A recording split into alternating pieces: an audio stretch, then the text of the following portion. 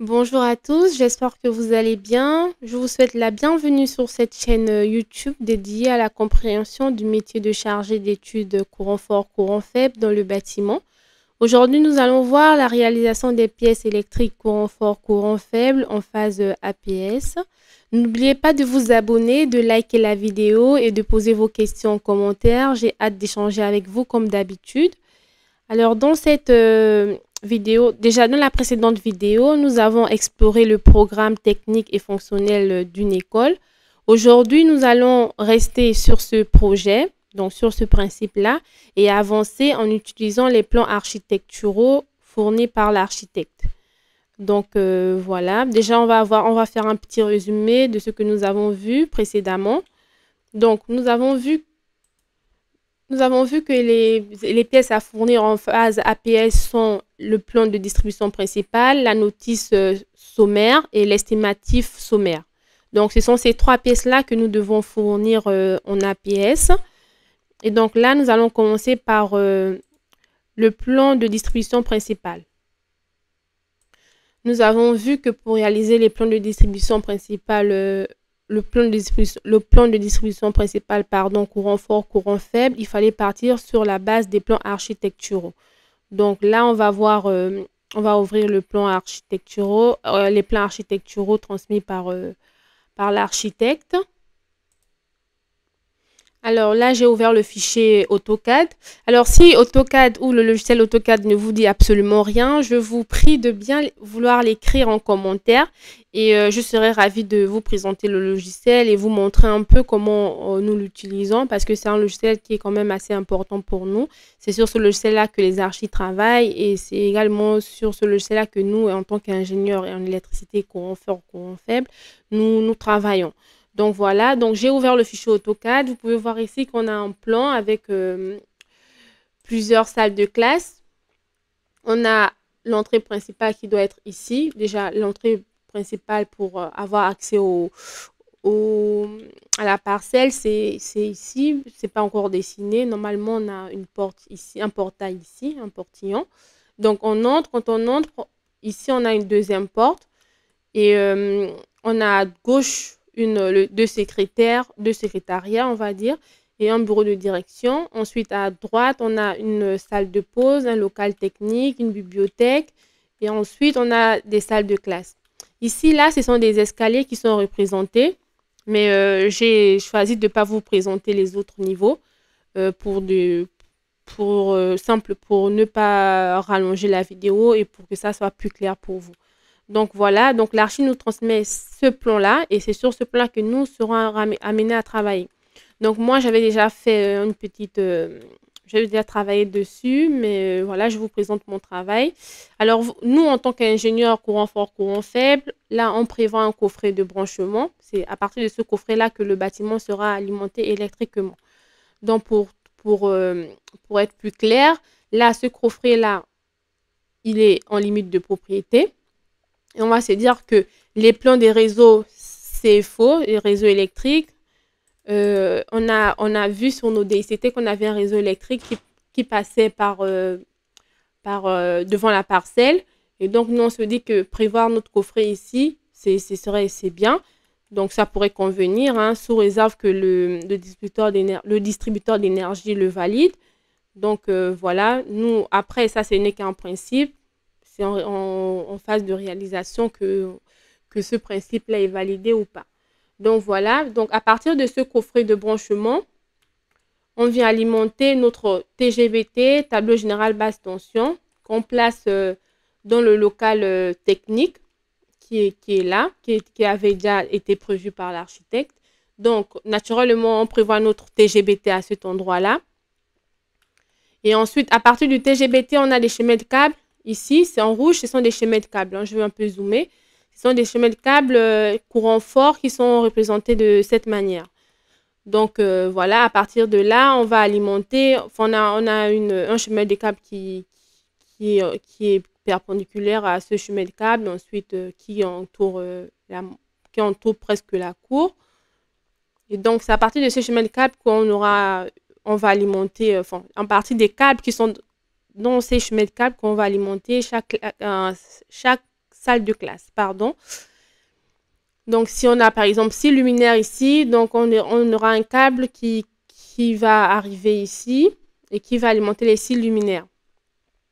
Donc, voilà pour le principe. Et pareil pour le courant faible, on aura notre baie informatique ici dans ce local technique qui est là. Et on aura aussi les chemins de câbles courant faible qui vont suivre le même trajet que les chemins de câbles courant fort. Donc, voilà pour le principe. Et c'est ce plan-là que nous allons transmettre en phase APS pour montrer le principe de distribution électrique courant fort, courant faible. Donc, voilà, j'espère avoir été claire. Si vous avez des questions, n'hésitez pas à les mettre en commentaire. Maintenant, nous allons passer à la rédaction de la notice technique qui doit être transmise en phase APS. Nous allons voir étape par étape comment structurer ce document essentiel pour expliquer les choix techniques. Si vous regardez la vidéo depuis votre téléphone, il se peut que vous ne parveniez pas à voir les détails du fichier Word.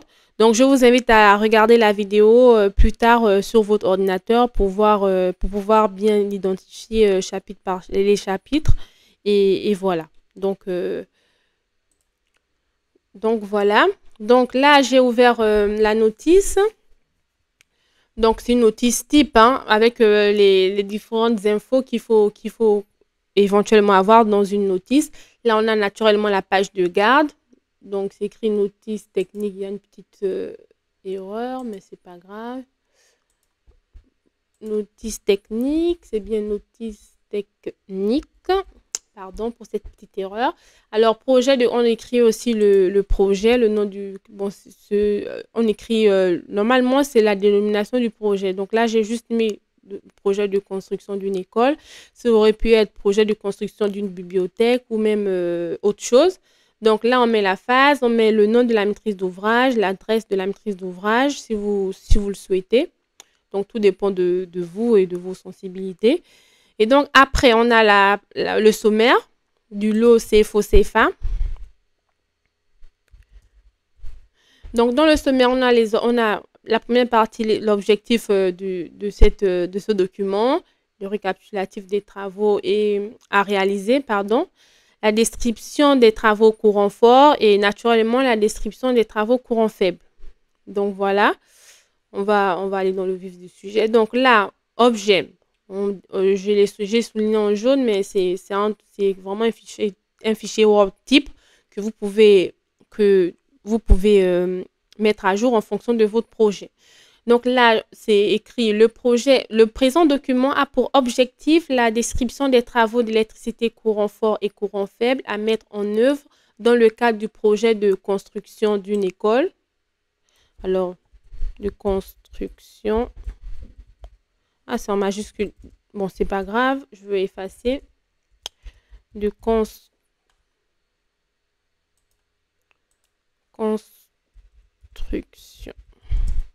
d'une école. Voilà. Située à... Je vais mettre à Paris. Donc, voilà. Ensuite, là, le récapitulatif des travaux à réaliser. Donc là, pour les travaux courant faible, donc courant fort, autant pour moi. On a les réseaux de terre, on a les tableaux basse tension, les sous-comptages d'énergie, la distribution électrique principale et secondaire, bien évidemment. Les diverses canalisations et chemins de câbles, l'éclairage intérieur et l'éclairage extérieur, l'éclairage de sécurité, le petit appareillage. Et pour le courant faible, on a l'adduction réseau fibre optique, naturellement, les courants faibles, les réseaux de précablage voix, données, images pour VDI, l'alarme anti-intrusion, la sécurité incendie, le report d'alarme, etc. Donc voilà. Pour ce petit récapitulatif, c'est à vous de l'adapter en fonction de ce que vous prévoyez sur votre projet ou non. Donc voilà, donc si c'est bon pour vous, vous mettez en blanc. Alors, installation de chantier. Donc si sur le projet, les installations de chantier, c'est tout ce qui est éclairage de chantier. Si c'est au lot, parfois c'est au lot gros œuvre, donc on met sans objet. Mais si c'est à notre lot courant fort, courant faible, on a ce petit paragraphe-là. Je ne vais pas lire, sinon la vidéo va prendre 2 heures et c'est pas le but. Donc, je vous laisse lire et si vous avez des questions, vous pouvez éventuellement me les mettre en commentaire. Nous allons échanger. Alors après, il est important de dire comment le bâtiment sera alimenté. Qu'est-ce que vous envisagez? Là, le bâtiment sera alimenté par un branchement triphasé à puissance surveillée, ce qui correspond à un tarif jaune supérieur à 250 kVA. Bon, là, je mets OK parce que ça me semble correct. Sinon, vous pouvez éventuellement faire un bilan de puissance et voir dans quel tarif vous vous situez. Donc, pour voir les tarifs, pour comprendre déjà les tarifs, je vous invite à regarder la vidéo sur les tarifs que j'ai réalisé. Ensuite, on a tableau général basse tension, on a généralité, l'ensemble des installations du bâtiment seront desservies depuis le nouveau TGBT. Donc là, c'est un TGBT, donc on va mettre tout simplement depuis le TGBT. Il sera alimenté en aval du compteur, du panneau de comptage OK. Bon, ça, c'est vraiment du basique. Hein, c'est que vous devez avoir, c'est ces informations-là que vous devez avoir. Je vous invite à relire si ça vous intéresse. J'imagine que oui. Alors, les arrêts d'urgence, il faut savoir que dans tous les bâtiments ERP, il faut avoir une arrêt d'urgence pour tout ce qui est électrique et une arrêt d'urgence pour tout ce qui est CVC plomberie. Donc, c'est ce qui est décrit ici. Donc, c'est pour bien informer que cet arrêt d'urgence qui est obligatoire sera bien prévu.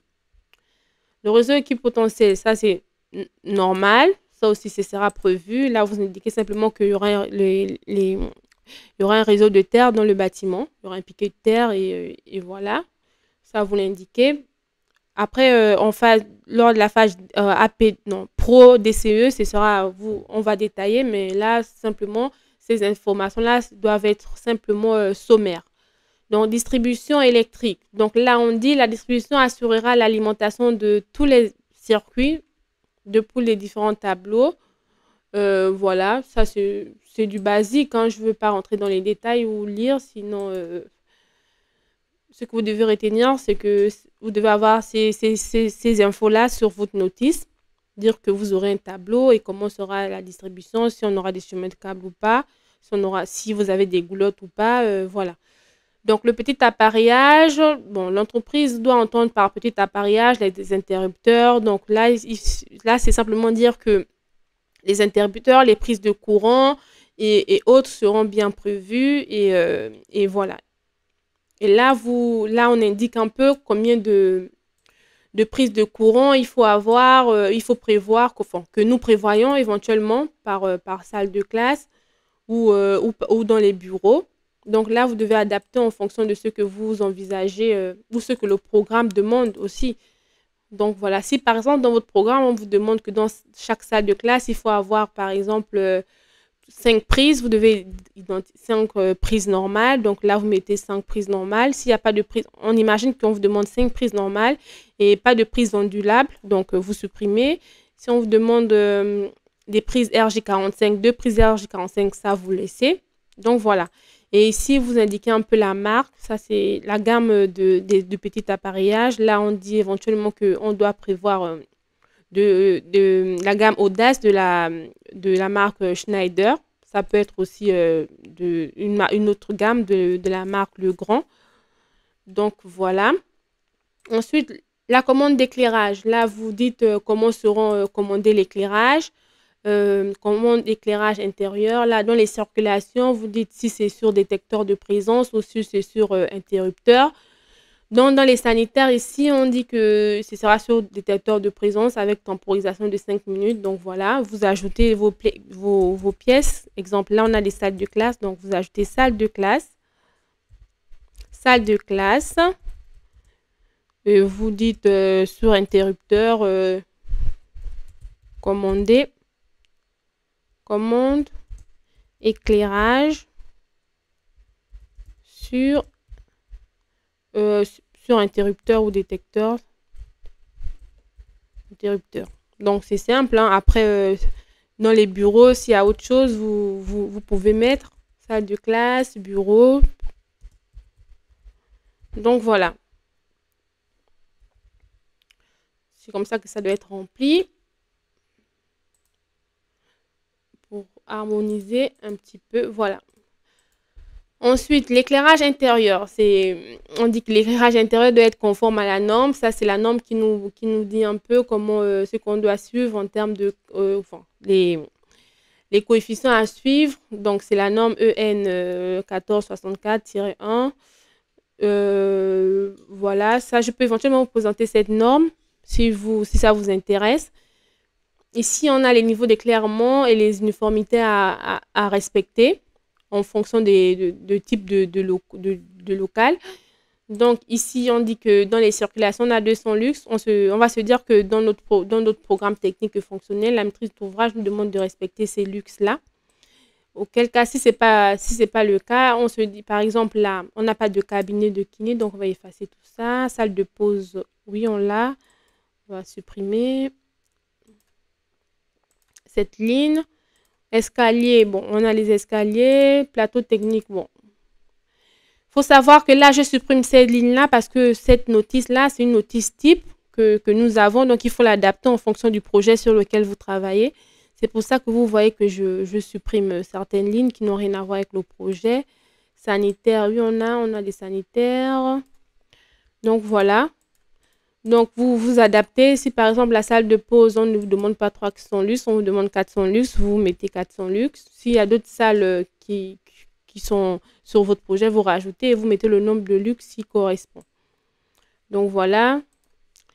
Ça, c'est vraiment ça. Ici, là, ce paragraphe-là, c'est un paragraphe réglementaire. Hein.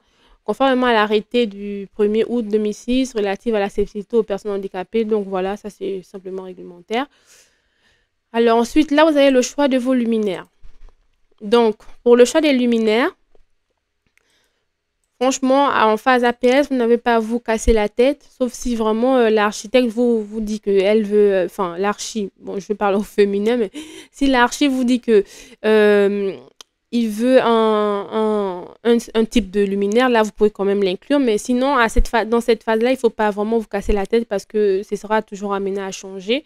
Donc vous pouvez simplement avoir prévoir des dalles LED, hein. Là, ce sont des dalles types que j'ai dans ma base de données. Donc là, on n'est pas dans un cadre d'un cabinet. On va supprimer. On va mettre salle de classe. Voilà. Donc, on propose ce type de dalle LED pour les salles de classe. C'est une proposition. Donc, on dit type 1. Donc là, je mets type 1 parce que sur mes plans, je serai amené à dessiner le luminaire type 1 et mettre une légende. Par exemple, là, je vais dessiner mon luminaire, ma dalle 600-600. Déjà, je vais faire une légende.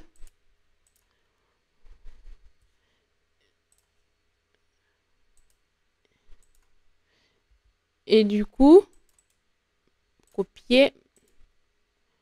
Bon là, vraiment, je pars à l'arrache. Hein. C'est simplement pour vous montrer le principe.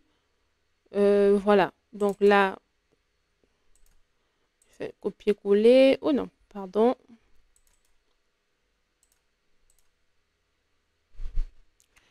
F8, normalement. Oui, F8.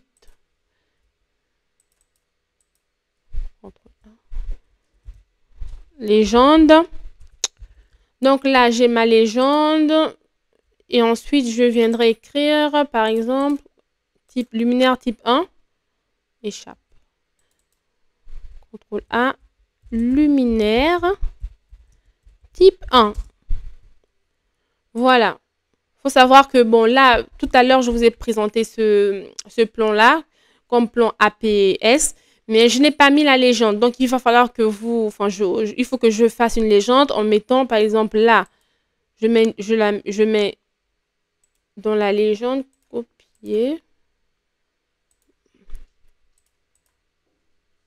Je dois indiquer que c'est un chemin de cap courant faible.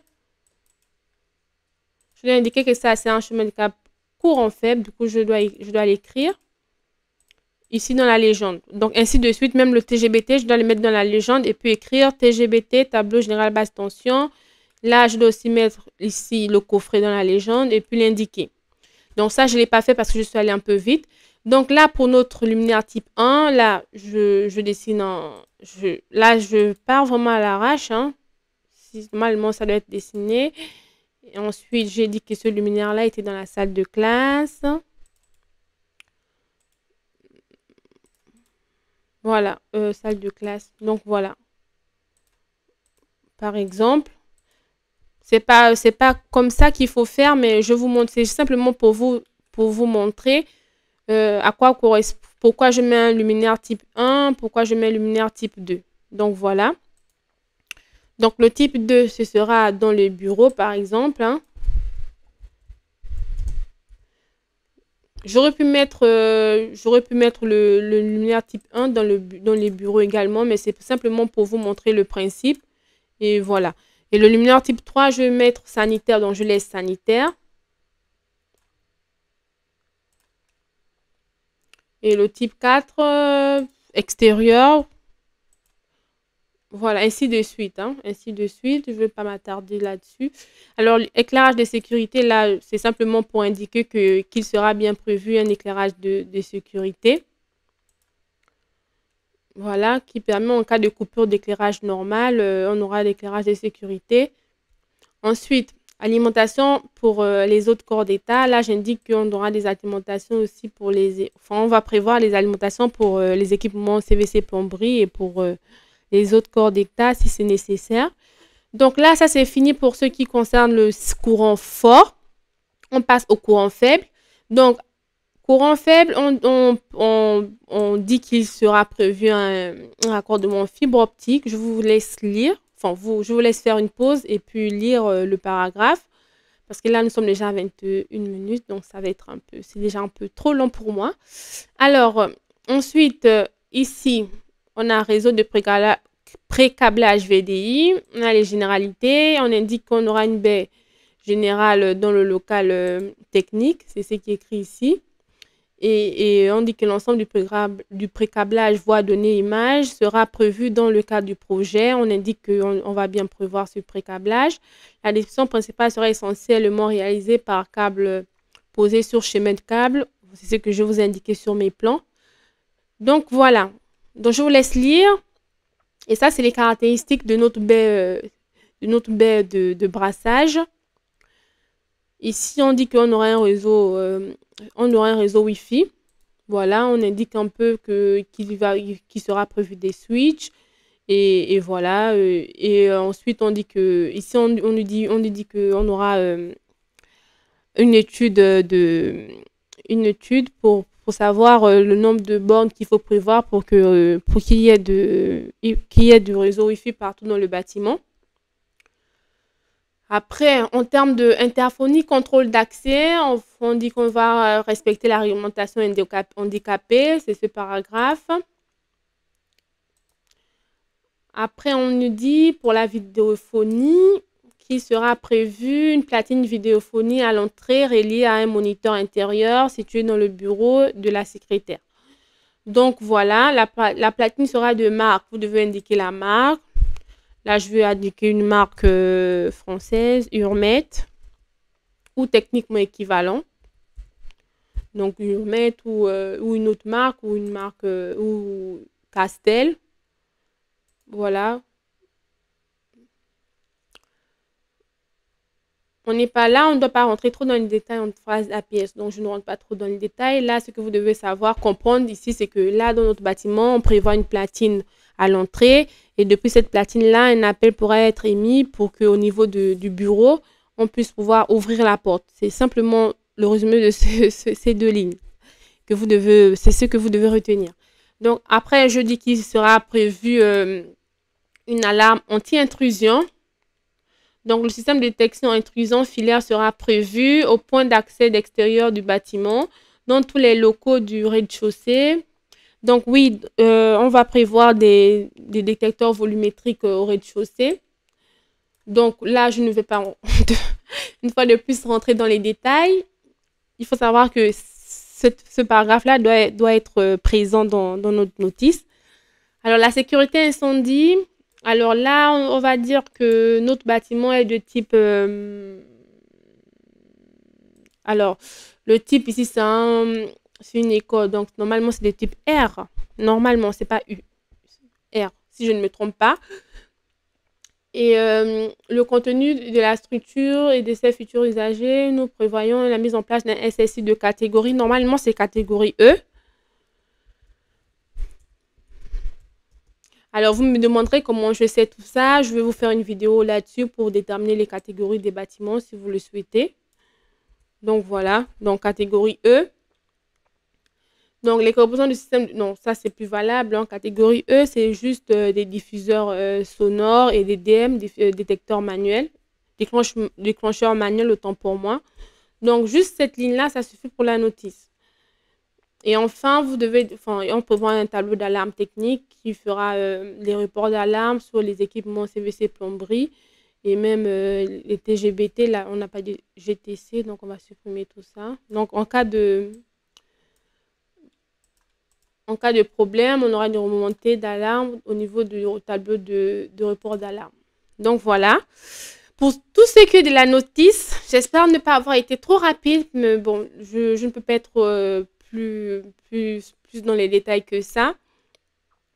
Je vous invite à regarder la vidéo et franchement à noter vos questions. S'il y a des points d'ombre, je vous invite à les poser, en commentaire. Je serai vraiment contente de pouvoir répondre à toutes vos questions et même aller dans les détails. S'il faut faire vidéo paragraphe par paragraphe, je vais les faire. Mais bon, il faut savoir qu'on rentrera dans les détails en phase APD, non, à partir de la phase APD, Pro et DCE. Donc voilà. Pour ce qui est de la notice, on va passer à l'estimatif au ratio. Je ne vais pas vous détailler l'estimatif au ratio parce que, l'estimatif sommaire, autant pour moi, parce qu'on avait déjà vu une vidéo que j'ai entourée ici, dans laquelle je vous parlais de l'estimatif au ratio d'un bâtiment ERP. Donc, je vous invite à regarder la vidéo et même à réaliser votre propre notice en fonction de... Ah, je ne vous ai pas donné la surface. Attends, je vais vous donner la surface. Je vais mesurer la surface du bâtiment. Et donc, vous pourrez faire votre estimatif au ratio en fonction de la surface. Et je vous invite à me communiquer ce que vous avez comme estimatif en commentaire. Et voilà, on pourra en discuter. Ça nous fait un bel exercice d'entraînement. Donc, voilà, je vais simplement essayer d'avoir la surface du bâtiment pour vous la donner. Comme ça, vous pourrez vous exercer. Voilà. Donc, on aura une surface de 152 normalement. Une surface de 152 mètres carrés. Si je ne me trompe pas, un instant. Non, c'est plutôt 1637 mètres carrés. Voilà, c'est ça la surface, 1637 mètres carrés. Je vous invite à faire un estimatif au ratio avec, je vais le noter comme ça, je vais le garder, 1637, ok, mètres carrés. Je vous invite à donc faire le calcul et à mettre en commentaire. Donc voilà, on arrive au terme de cette vidéo. Merci d'avoir suivi cette vidéo. J'espère que ce contenu vous a permis de mieux comprendre l'état d'esprit dans lequel il faut être lors de la réalisation des pièces et des documents APS. Donc voilà, je vous invite à rester connecté sur cette chaîne, de vous abonner et de liker cette vidéo. Donc voilà, si vous avez appris quelque chose de nouveau. Donc à très bientôt, je vous remercie. Je vois que nous sommes de plus en plus nombreux, donc ça fait plaisir. Et merci merci à tous ceux qui prennent le temps de commenter et de mettre leurs avis. C'est très important. Je suis très ravie de tout ce que vous me dites en commentaire. Donc voilà, donc merci beaucoup et à très vite.